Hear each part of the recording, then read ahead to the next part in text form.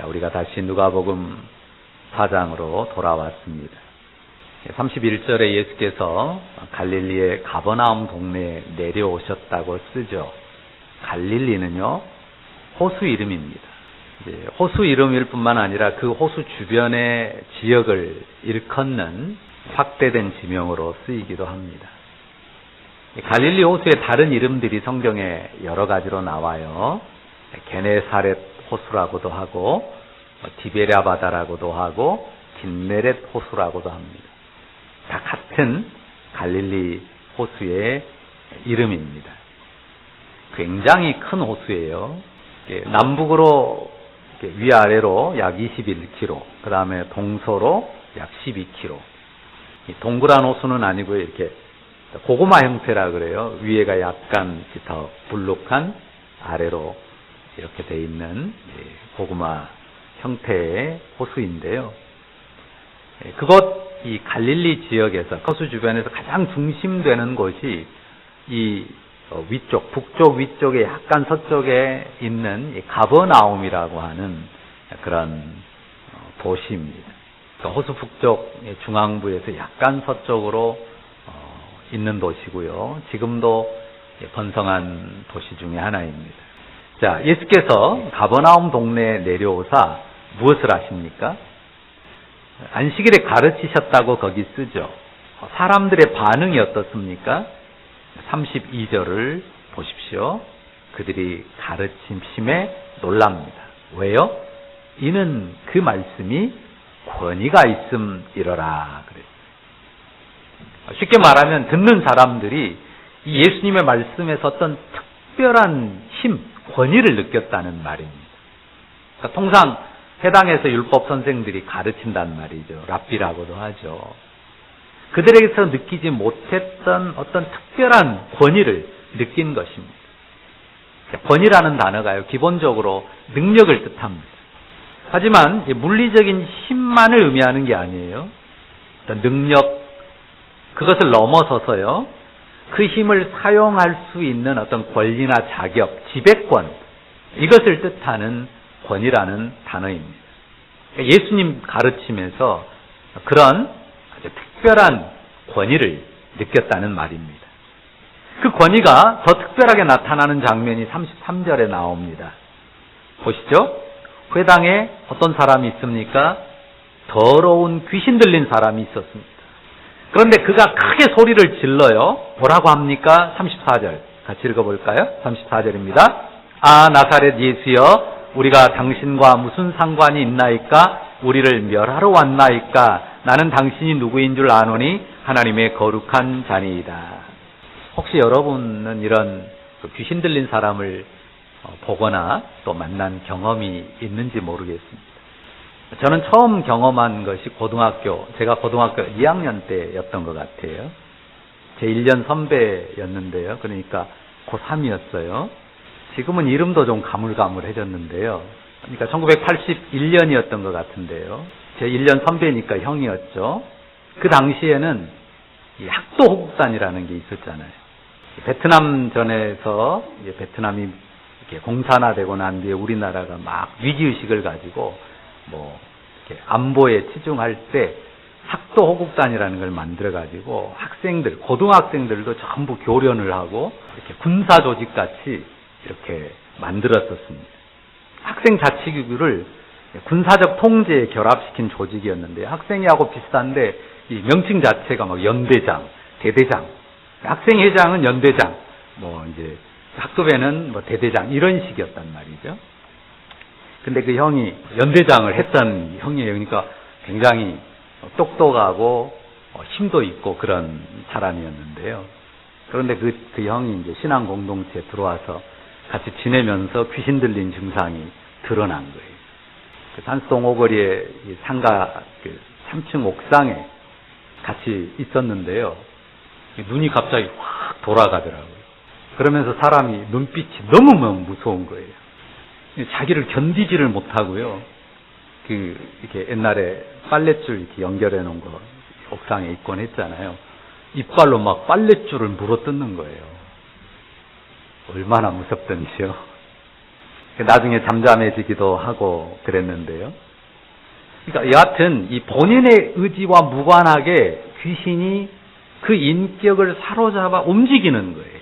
그게 좀 지속적이기도 하고 순간순간 부분적이기도 한데요. 그러니까 더러는 정신병 증세와 이렇게 겹치는 중첩되기도 하고 또 정신병과는 전혀 구분되는 아주 특별한 증상입니다. 그러니까 오늘 본문의 경우도요, 이 귀신 들린 사람이 원래 그 사람의 자아가 말하는 게 아니에요. 귀신이 그 사람의 인격을 사로잡고 대신 말하는 거죠. 그 사람 입을 빌려서요. 그리고 보통 사람이라면 알 수 없는, 귀신이 들어갔으니까 보통 사람이라면 알 수 없는 것을 그런 지식을 알고 말하기도 하는 겁니다. 그러니까 예수님을 보고 어떻게 그 보통 사람이 하나님의 아들이라고 알아보겠어요? 근데 귀신이니까 알아보는 거예요. 마귀를 멸하려 오신 하나님의 아들이신 사실을 알고 말하는 것 아닙니까? 그러자 예수님께서 어떻게 하십니까? 35절 보시죠. 꾸짖으십니다.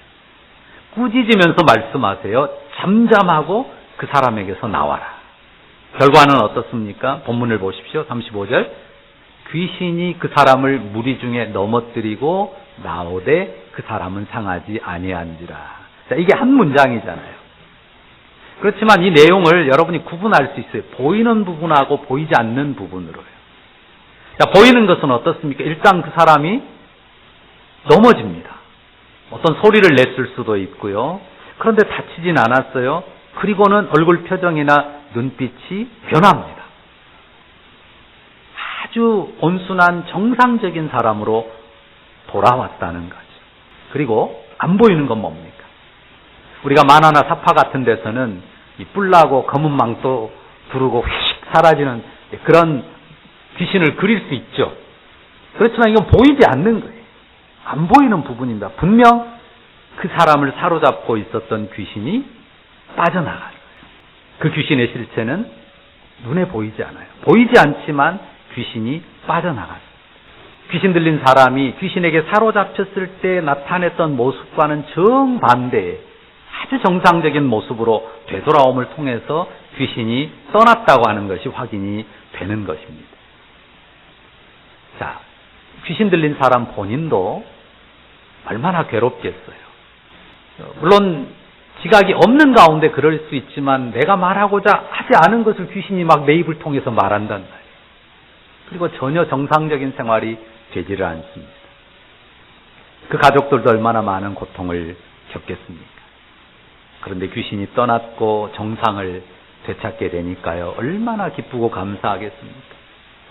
그것을 안타깝게 지켜봤던 그 이웃들도 모두가 놀라면서 크게 기뻐했을 것입니다. 자, 사람들의 놀람과 탐복이 36절에 기록돼요. 보십시오. 다 놀라 서로 말하여 이르되 이 어떠한 말씀인고 권위와 능력으로 더러운 귀신을 명함에 나가는도다. 와, 저분의 입에서 나오는 말씀은 도대체 어떤 말씀이기에 그 말씀 한마디에 그 권위와 능력에 더러운 귀신이 꼼짝 못하고 순종해서 떠나갈고 그렇게 반응하는 게 맞죠. 주 예수님의 권위는 이 세상 질서 속에서의 권위, 이 세상 가운데 있는 어떤 권위 그 이상입니다. 보이지 않는 영적 세계의 질서까지 다스리는 하늘의 권위이죠. 그러니까 단순하게 개별적인 사람을 사로잡고 있는 귀신 몇, 그 귀신 몇을 제어하고 쫓아내는 그런 수준이 아닙니다. 여기 본문의 귀신이 알아보고 고백한 말이 있잖아요. 뭐라고 합니까? 우리를 멸하려 왔나이까. 또 뭐라고 합니까? 나는 당신이 누구인 줄 아노니 하나님의 거룩한 자입니다. 라고 한 그대로 그는 마귀의 권세를 멸하러 이 땅에 오신 하나님의 거룩하신 분, 곧 하나님의 아들이십니다. 예수님께서 이제 메시아로서 공생애를 시작하면서 그런 권위를 여기서 보여주신 것이죠. 우리는 귀신을 가늠할 수 없습니다. 당연히 보이지 않고요. 만질 수도 없고 잡을 수도 없습니다. 느낌이 있어요. 귀신이 들어오는구나, 나가는구나. 뭐 그런 느낌이 있습니까? 없습니다. 우리에게는 그런 초자연적인 감각이 없습니다. 그래도 여러분이 전혀 귀신을 두려워할 필요가 없습니다. 왜죠? 귀신을 제어할 권세가 우리 주님 예수님께 있기 때문입니다. 자, 그의 복음을 믿는 우리 영혼에 주 예수님께서 성령으로 임하여 계심을 믿습니다. 주 예수님이 어떤 귀신의 역사보다도 더 큰 권위를 갖는 까닭입니다. 예수님은 오늘 제목에 쓴 것처럼 하나님의 거룩한 자예요. 예수님은 하나님의 거룩한 자로서 이 세상에 오신 분입니다. 하나님의 아들, 독생하신 하나님의 아들로서 초자연적인 질서, 그것을 넘어서는 권세를 가지신 분입니다. 그 주님, 예수님을 더욱 힘있게 의지하시기 바랍니다. 자, 예수님의 소문이 그 근처 사방에 퍼지게 됐어요. 37절 보십시오. 그래서 이제 회당에서 이제 나가셨고 예수님께서 어디에 들어가십니까? 시몬의 집에 들어가셨습니다. 베드로의 집에 들어가신 거죠. 그곳에서 또 다른 권위를 나타내셨는데요. 어떤 일을 행하셨습니까? 시몬의 장모가 중한 열병을 앓고 있었는데요. 사람들이 그를 위하여 예수께 구하니까 예수님이 어떻게 하세요? 39절. 같이 읽어볼까요?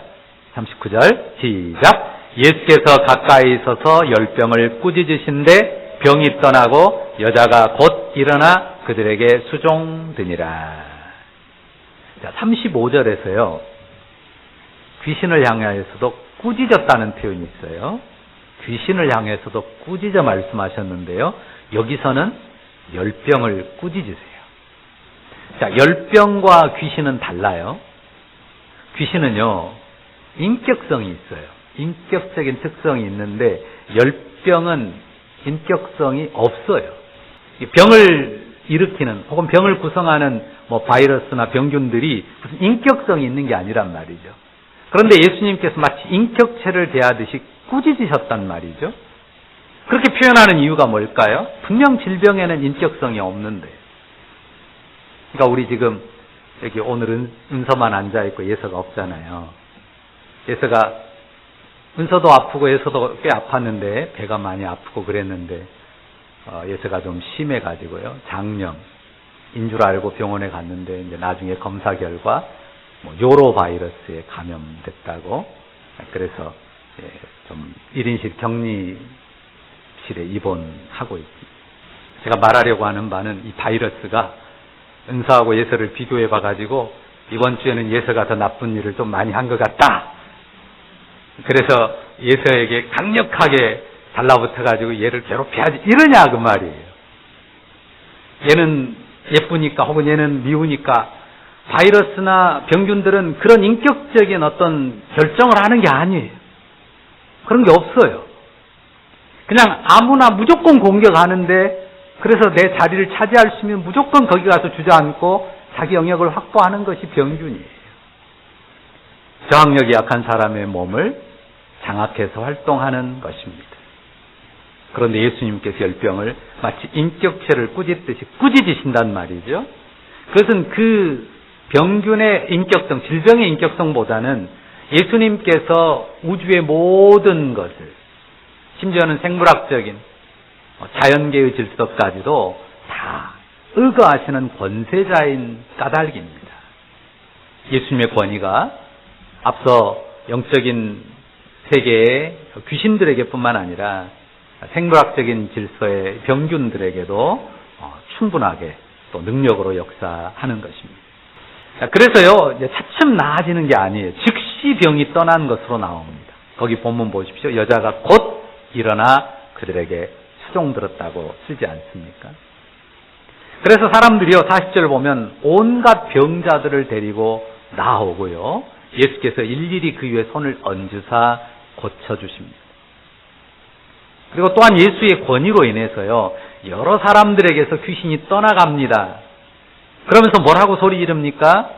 당신은 하나님의 아들입니다. 자, 당시에 예수님께서 자신이 어떠하심을 나타내셨고요. 또한 그곳 사람들 뿐만 아니라 지금 우리가 예수님의 어떠하심을 믿는데요. 그분을 어떤 분으로 믿습니까? 하나님의 거룩한 자, 하나님의 아들로 믿습니다. 그러니까 예수님에 대해서 세상에서 오해하는 것처럼 이분이 좀 훌륭하고 사람들에게 뭔가 감화를 끼치는 그런 교훈을 베푸는 훌륭한 스승, 그 정도가 아니고 그 이상이라는 거죠. 그러니까 사람들이 생각하는 성인 그 수준 정도가 아닙니다. 그리고 귀신을 쫓아내고 질병을 고치는 능력이 조금 있는, 어느 정도 있는 그런 수준이 아니에요. 주 예수님은 어떤 분이에요? 하나님의 거룩한 자, 독생하신 하나님의 아들로서 이 세상에 오신 분입니다. 41절 끝에요. 한번 보세요. 예수님께서 귀신들을 꾸짖은 내용이 나오는데요. 뭐라고 씁니까?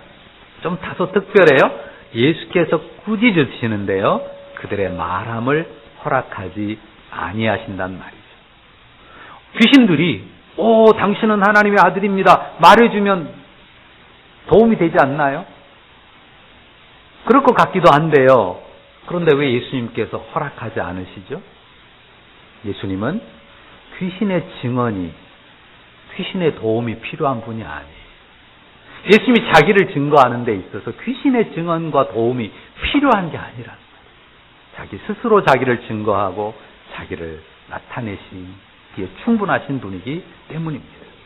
예수님은 당신 스스로의 권위로 하나님의 아들 되심을 나타내세요. 그리고요, 또한 예수님께서는 당신 자신의 시간표대로, 당신 자신의 계획대로 일하십니다. 42절 보시면요, 무리가 예수님을 만나 어떻게 하는지 보십시오. 자기들에게서 떠나가지 못하게 만류하려고 하죠. 왜? 예수님이 함께 있으니까요, 엄청 좋단 말이에요. 막 병자들도 다 낫고, 귀신 들린 사람도 다 낫고 하니까 예수님이 자기들과 더 오래 함께 있으면 좋겠어요. 그런데 예수님께서 뭐라고 하시죠? 43절.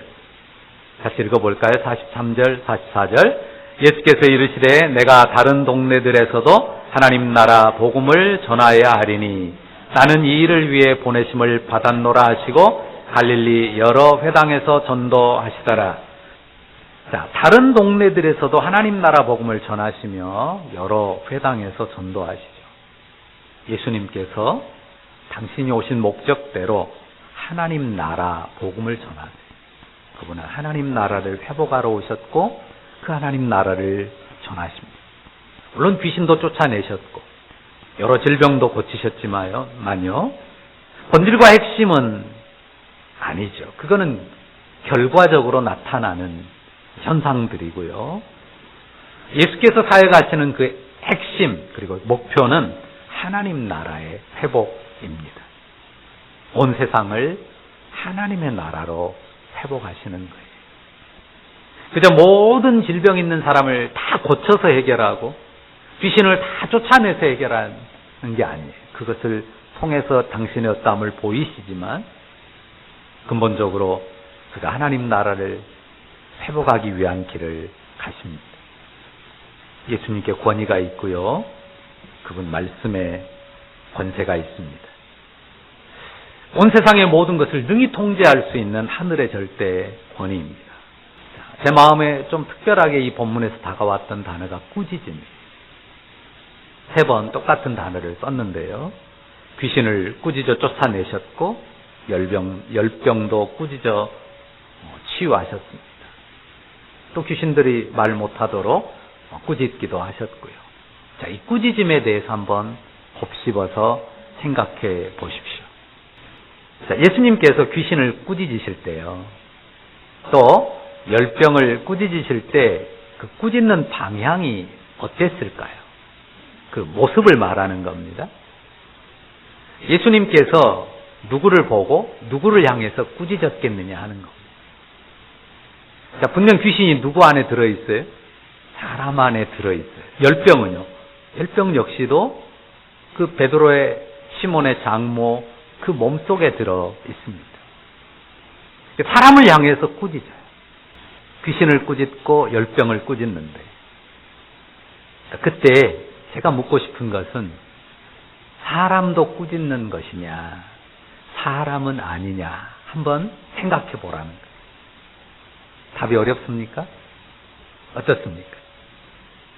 예수님께서 그냥 귀신만 꾸짖으려고, 열병만 꾸짖으려고 사람에게서 돌아서서 뭐 꾸짖었다든지 아니면 하늘 보고 꾸짖었다든지 그럴 것 같지는 않습니다.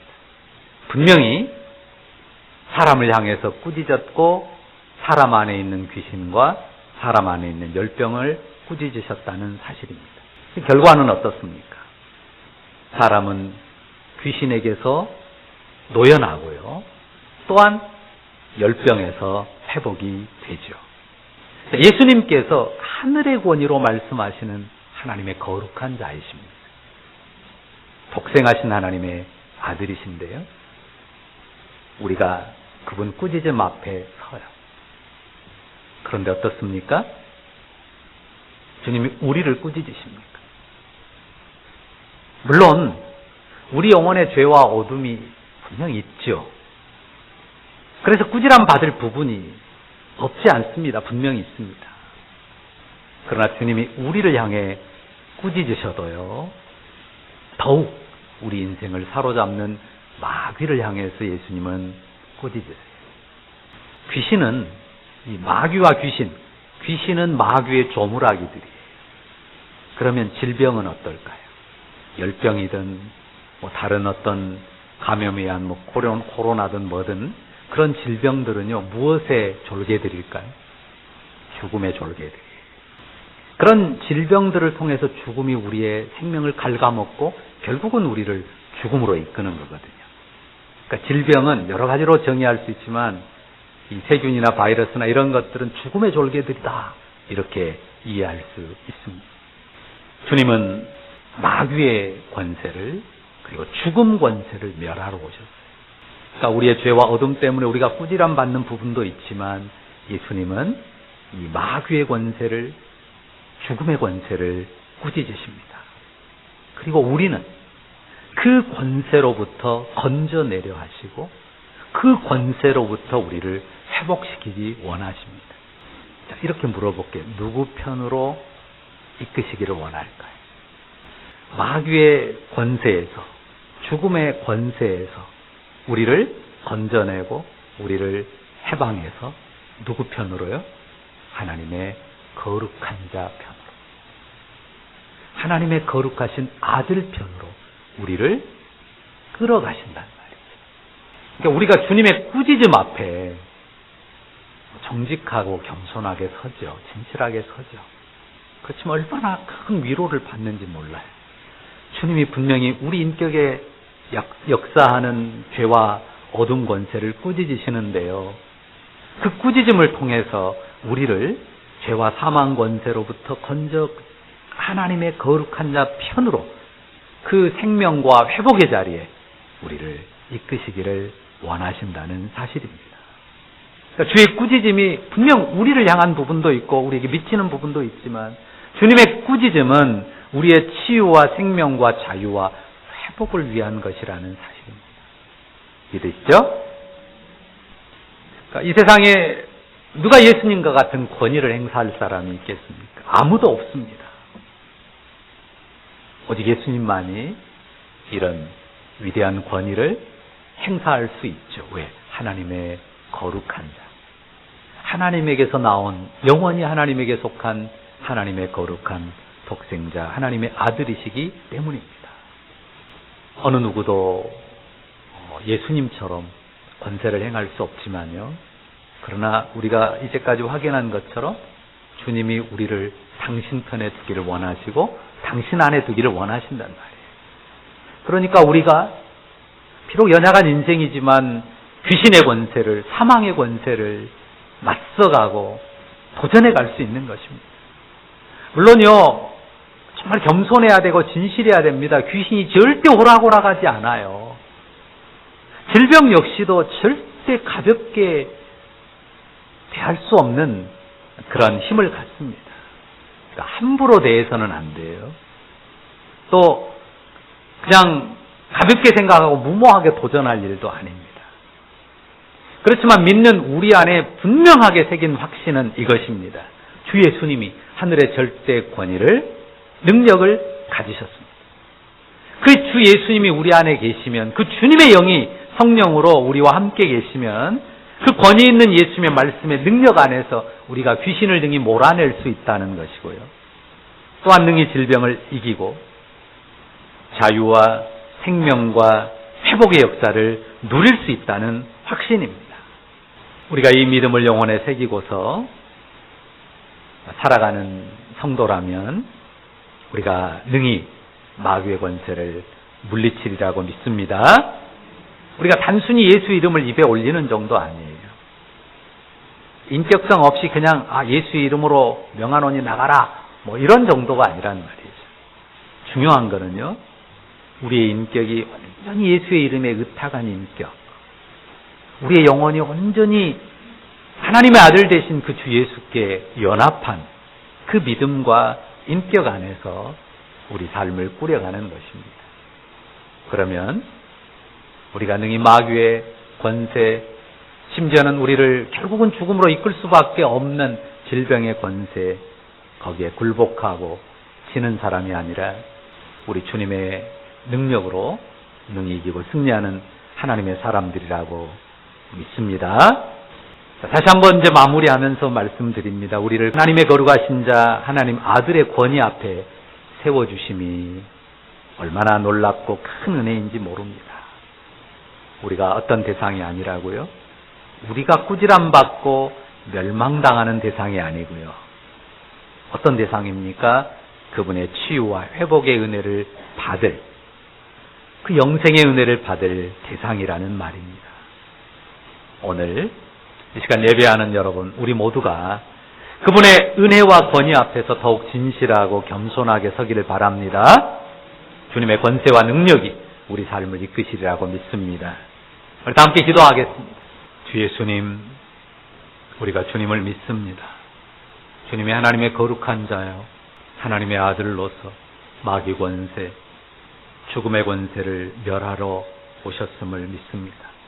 십자가로 부활로 그 권세를 깨뜨리신 우리 주님 그 하늘의 권위, 그 권세 안에서 하나님의 백성으로서, 하나님의 자녀로서 이 세상을 승리하는 주의 백성으로 능히 살아가도록 우리의 발걸음을 인도하여 주옵소서. 우리가 온전히 예수 믿음 안에 주 예수를 의지함 가운데, 주와 연합함 가운데 살아가면서 하나님 나라의 그 능력, 그 권세 능히 누리게 하옵소서. 감사드립니다. 예수님의 이름으로 기도합니다. 아멘.